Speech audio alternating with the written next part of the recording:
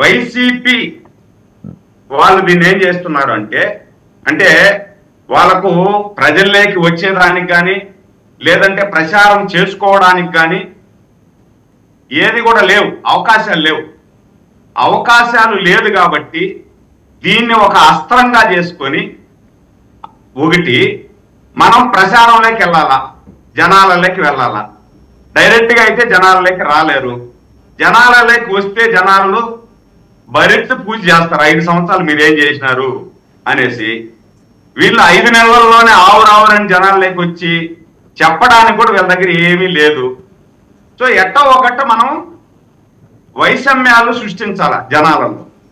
అంటే ఈడేదో బన్నీకి మెగా ఫ్యామిలీకి మధ్య ఏదో అగాధం జరిగిపోతా ఉందని ఈ అగాధాన్ని పెద్దదిగా చేసి చూపించి మనం